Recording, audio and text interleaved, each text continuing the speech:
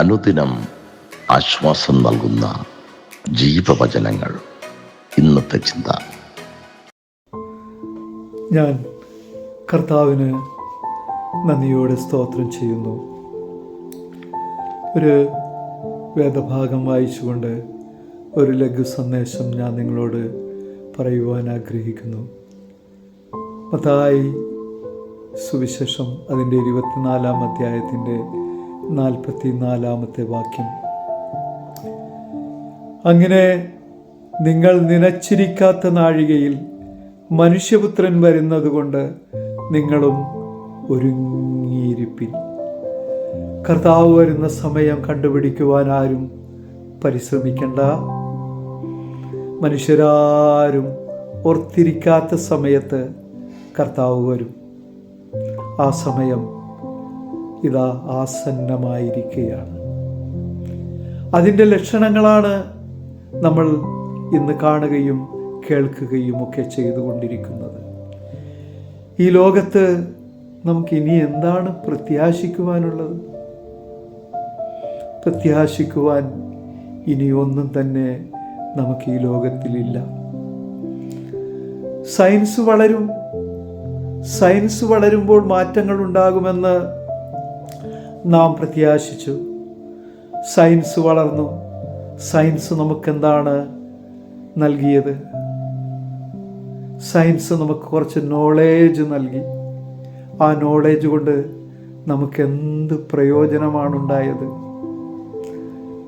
Science കുറച്ച് തോക്കുകൾ നമുക്ക് തന്നു, കുറച്ച് ആറ്റം ബോംബുകൾ തന്നു, കുറച്ച് നൂതനങ്ങളായിട്ടുള്ള മിസൈലുകൾ നമുക്ക് തന്നു. നന്മയ്ക്ക് പകരം തിന്മയല്ലേ സഹോദരങ്ങളെ നമുക്ക് തന്നത്?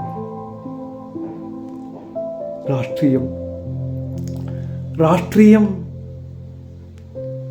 ഈ ലോകം നന്നാക്കുമെന്ന് നമ്മൾ പ്രതീക്ഷിച്ചു.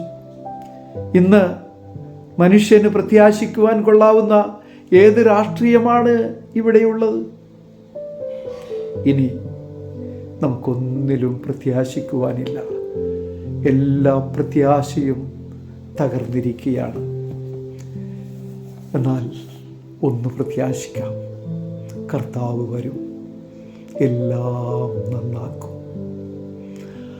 കർത്താവ് വരുമെന്നുള്ള ആ പ്രത്യാശയിൽ നമുക്കവനെ കാത്തിരിക്കാം. കാത്തിരുന്നാൽ മാത്രം പോരാ, അവന് വേണ്ടി ഒരുങ്ങിക്കാത്തിരിക്കണം. പ്രത്യാശയുള്ളവർക്ക് മാത്രമേ ഒരുക്കത്തോടുകൂടി കർത്താവിനെ കാത്തിരിക്കുവാൻ കഴിയുകയുള്ളൂ. കഴിഞ്ഞ കാലയളവുകളിൽ ഒരുക്കത്തോടുകൂടി കർത്താവിനെ കാത്തിരുന്ന ഒരുപാട് വിശ്വാസികൾ ഉണ്ടായിരുന്നു. 2 പേർ വഴിയിൽ വെച്ച് കണ്ടുമുട്ടിയാൽ കർത്താവിൻ്റെ വരവിനെക്കുറിച്ചായിരുന്നു അവർ സംസാരിച്ചിരുന്നത്. ഇന്ന് കർത്താവിൻ്റെ വരവിൽ പ്രത്യാശയുള്ള വിശ്വാസികൾ എത്ര പേരുണ്ട്? കർത്താവ് വരുമെന്ന് ആഗ്രഹിക്കുന്നവർ എത്ര പേരുണ്ട്? അത്ര സുഖലോലുപരായിട്ടാണ് ഇന്ന് വിശ്വാസികളിലൂടെ ജീവിച്ചുകൊണ്ടിരിക്കുന്നത്.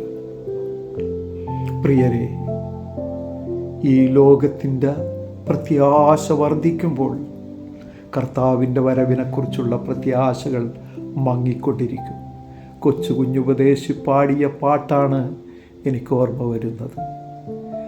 ലോകം വേണ്ട, എനിക്കൊന്നും വേണ്ട, എൻ്റെ താതൻ്റെ സന്നിധി ചേർന്നാൽ മതി.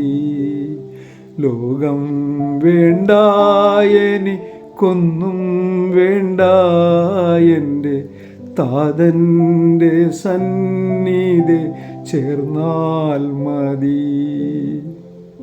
അവരുടെ ഹൃദയം നിറച്ചു. കർത്താവിൻ്റെ വരവിനെക്കുറിച്ചുള്ള പ്രത്യാശയായിരുന്നു. നിത്യതയുടെ ദർശനങ്ങളായിരുന്നു. നമുക്കും കർത്താവിൻ്റെ വരവിനെക്കുറിച്ചുള്ള പ്രത്യാശയിൽ ആ നിത്യതയുടെ ദർശനത്തിൽ ജീവിക്കാം. ദൈവം അതിനായി നമ്മെ സഹായിക്കട്ടെ. ആമേൻ, ആമേൻ, ആമേൻ.